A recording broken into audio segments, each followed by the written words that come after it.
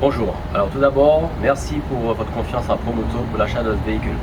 Donc je vais vous expliquer sur cette vidéo quand la prise en main de tel véhicule, donc la mise en route, de la mise en route jusqu'à l'utilisation. Donc pour commencer, pour pouvoir utiliser le véhicule, vous avez un coupe courant. Donc ce coupe courant là, il est à placer ici, à cet endroit là. Si c'est mal enfoncé, c'est-à-dire comme ça ne va jamais démarrer. Donc toujours vous assurer que ce coupe courant là est bien enfoncé. Donc ça c'est un coupe courant jet ski, donc c'est attaché autour du poignet de l'enfant, comme ça, ou du ceinturon, comme ça. Si l'enfant chute, ça s'arrache, ça coupe le moteur.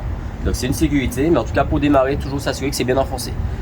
Deuxième chose, vous avez un coupe courant sur le Komodo qui est là. Donc sur cette position là, il va jamais démarrer. Toujours s'assurer qu'il est mis sur cette position. Une fois que vous avez vérifié que les coupe courants sont sur la bonne position, vous vérifiez que votre essence est ouverte. Donc vous avez deux positions on et off. Donc off comme ça et on sous cette position. Essence ouverte, coupe courant sur la bonne position. À ce moment là, vous pouvez mettre en contact avec votre clé qui est livrée avec un double. Vous tournez la clé, vous appuyez sur un des freins, ça peut être le frein avant ou le frein arrière ici au pied, et vous appuyez sur le bouton starter ici pour démarrer. S'il le faut, accélérer légèrement si besoin, mais ce n'est pas forcément nécessaire.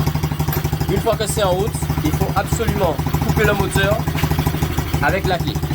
Pourquoi? Parce que vous pouvez éteindre ici avec le coupe courant, mais si vous arrêtez là, le coupe courant étant toujours en contact, quand la clé étant toujours en contact, ça tire sur la batterie et vous pouvez tomber en panne de batterie.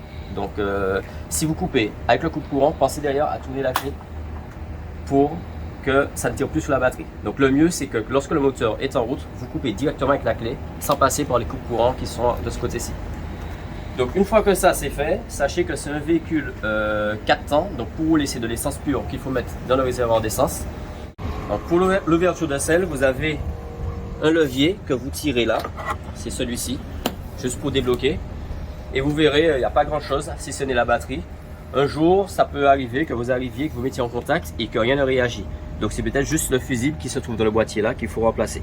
Voilà, donc c'est pas bien compliqué. Ensuite pour remettre, juste s'assurer que c'est en place.